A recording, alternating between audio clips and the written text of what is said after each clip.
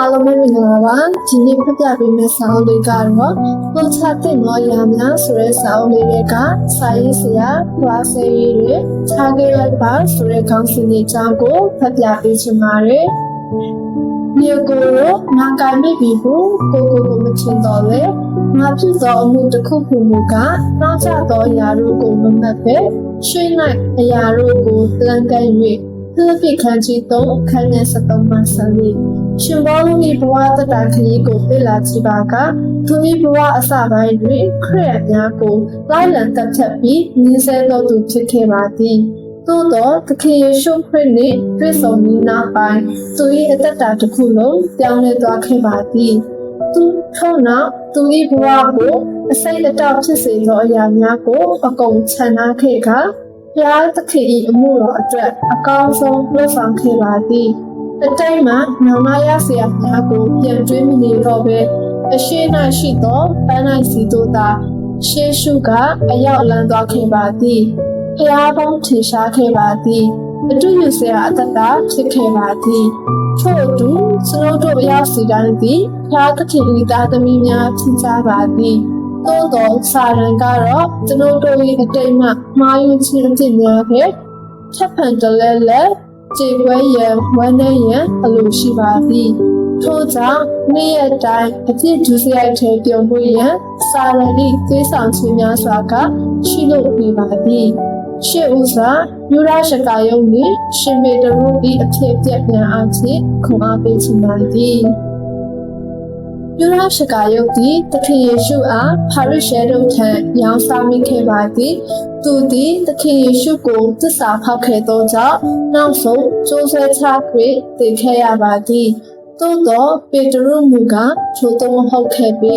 သူသည်အမှန်တကယ်သခင်ယေရှုကိုသုံးချိန်တန်တိုင်ရင်းပယ်ခဲ့သူဖြစ်ပါသည်သူရဲ့ဘောကြောင့်သောလုပ်ရကြောင့်သူ၏ကျန်ရှိသောဘဝအတ္တတာကိုခြေကွဲခြင်းများတွေ့ကြုံရနိုင်ပါသည်သို့သောသူသည်ထိုသို့မဟုတ်ပဲသူ၏အသည့်များကိုသိကမူချတောင်းနိုင်ပြီးနောက်ပိုင်းရှေ့အတ္တတာကိုအကောင်းဆုံးသက်ရှင်ရှောက်လန်းခဲ့ပါသည်ထို့နည်းတူကျွန်ုပ်တို့အရောက်စီတိုင်းသည်လည်းမိမိတို့၏အတိတ်မှအမှားများနောင်မရစရာများရှိနေနိုင်ပါသည်ဤဆောင်မာတွင်နေ့စဉ်ဘဝခရီးအတွက်ခြံနာခဲ့ရမည့်အရာများစွာရှိသည့်အနည်းငယ်ခုံအားပေးပြစေပထမဦးစွာနံပါတ်1အမုန်းတရားများကိုထားခဲ့ကြစို့ဒီနေ့ကဘာကြီးကိုကြည့်လိုက်ပါတနေ့ချက်တနေ့အမုန်းတရားနှင့်သက်ဆိုင်သောအကြောင်းအရာများကိုဖတ်မိမည်ဖြစ်သည်စင်စစ်အမုန်းတရားသည်အခက်မသိနိုင်အခြေအနေမျိုးမျိုးကြောင့်ဖြစ်စေနိုင်ပါသည်အမုန်းတရားများတဖြည်းဖြည်းကြီးထွားလာပါကအချင်းချင်းလည်းမချစ်နိုင်ကြတော့ပေ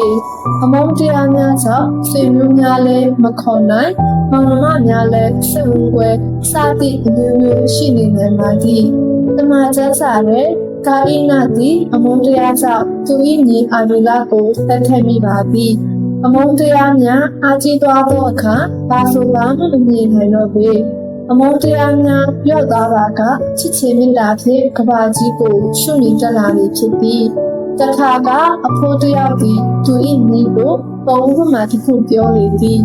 အဖိုးကသူ၏ညီအားငါညီအဖိုးတို့ကိုယ်ထဲမှာညီကွင်းတစ်ကောင်ရှိရဲ့တကောင်ကဆိုးပြီးလောဘဒေါသတွေနဲ့ပြည့်နေတယ်တကောင်ကတော့ချစ်ချင်းနားလည်ချင်းတနာကျင်နာချင်းတွေရှိတယ်ကွကိုပြောလေသည်ထိုအခါညီဖြစ်သူကဒီကောင်ကရင်ဘယ်သူနိုင်မလဲဟုမေးလေသည်အဖိုးကအေးလူပဲမင်းမအောင်ကျွေးတဲ့ကောင်ကနိုင်တာပေါ့ဟုဖြေလေသည်ဆိုလိုဒီမှာကျွန်တော်တို့၏နှလုံးအိမ်နဲ့ညီကိအရာများပြည့်နေတယ်အမုန်းနဲ့ပြည့်နေပါကအမုန်းကကျွန်တော်တို့ကိုနိုင်ယူသွားနိုင်ပါသည်အချစ်နဲ့ပြည့်ပါကမြင်သမျှအရာအလုံးလာပါလို့နေပြီဖြစ်သည်ထို့ကြောင့်နှလုံးသားကိုချစ်ချင်းမေတ္တာပြည့်စုံခြင်းအဖြစ်အမုန်းတရားကိုထားခဲ့ကြဖို့ပါနမနဲ့မနာလိုစိတ်များကိုခြံထားခဲ့ကြစို့မနာလိုစိတ်ဟူသောစကားလုံးသည်စလုံးတို့နှင့်ရင်းနှီးကြောင်းမိနေသောအရာဖြစ်သည်သို့သောမနာလိုစိတ်သည်အများအတွက်ရောမိမိအတွက်ပါကောင်းဆုံးမဖြစ်စေသောအရာဖြစ်သည်မနာလိုစိတ်သည် လူအပေါင်းတို့ကိုဒုက္ခပေးခဲ့ပြီးမှကဘာဦးမအစယနေ့ထိတိုင်တွေ့နိုင်သည်ကာဣနသည်သူ၏မနာလိုစိတ်ကြောင့်သူ၏ညီဖြစ်သူအာမေလကိုတတ်ခဲ့မိပါသည်ဒါဝိနှင့်ရှောလုလူကြီးတို့အကြားတွင်လည်းမနာလိုစိတ်နှင့်သက်ဆိုင်သောအကြောင်းအရာများကိုတွေ့ခဲ့ရပါသည်အမှန်တကယ်တော့ရှောလုသည်ဒါဝိကဲ့သို့လူစံကောင်းကိုသူကောင်းပြု၍ချီးမြှောက်တင်ပါသည်သို့သောရှောလုမီဒီစိတ်ထွဲမနာလိုစိတ်ဝင်ကတရားခန်းကြီး18ခန်းငယ်9တွင်ထိုနေ့မှစ၍ရှောလုသည်ဒါဝိကိုအစဉ်ချောင်းမြောက်လျက်နေ၏ဟုဖော်ပြထားပါသည်